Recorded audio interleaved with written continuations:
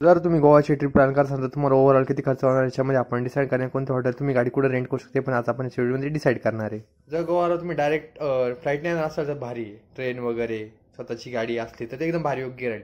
कारण जर तुम्ही दुसऱ्या रेंटवर गाडी येणार आहे फिरण्यासाठी छोटी ट्रॅव्हलर तर तिचा व्हिडिओ बनवून घ्या. तिथे स्कॅम होतात की नंतर निरंतर ते म्हणतात तिथे स्क्रॅच नव्हतं असं नव्हतं तसं नव्हतं मग त्याच्यामध्ये आपले पैसे घ्यायचा प्रयत्न करतात. सीवरती गेलं तर राहते तर तिथं कमी कमी 3-4 हजार रुपये होतात आणि भरपूरसे साईडचे जे नदी साईडचे जे व्ह्यू आहे ते पण भारी भारी तर तुम्ही तिथे पण राहू शकता. 4-5 हजार रुपये तुम्ही तिथे इन्व्हेस्ट करू शकता मस्तपैकी. तुमचं हे ट्रॅव्हलिंग भारी होईल. तर नाईटला एकदम फॉरेनर्स असतात जुहू बीचवर असतात सर्व म्हणजे असं मोठ्या मोठ्या ठिकाणी बीचवर असतात तर तिथं जाण्याचा प्रयत्न करा मस्तपैकी तुम्ही. आणि तुम्हाला असं वाटत असेल की तुम्ही स्वतःची गाडी घेऊन राहणार असाल तर एकदम भारी येते. स्वतःची गाडी असं चांगली कारण तुम्ही तिथं स्कॅमपासून वाचू शकतात. तर तिथं बीच पण थोडंसं अंतरावरती रूम घ्या. तिथं तुम्हाला तो स्वस्त पण पड आणि चांगला पण आहे. तुमचे पैसे पण बचत होते आणि तुम्ही इथून ट्रॅव्हल करून घेऊ शकता. खेळाचा एक्सपेन्सेस केलं तर तुम्ही नियरली 10 ते 20 हजारामध्ये तुम्ही तिकडून एन्जॉयमेंट करून तुम्ही घरी येऊ शकतात. भरपूरशा ठिकाणी तुम्ही फिरू शकतात. तर नाईटला एकदम भारी भारी असतात हॉटेल वगैरे असतात. तर स्वतःची गाडी आणली तर एकदम भारी योग्य होईल.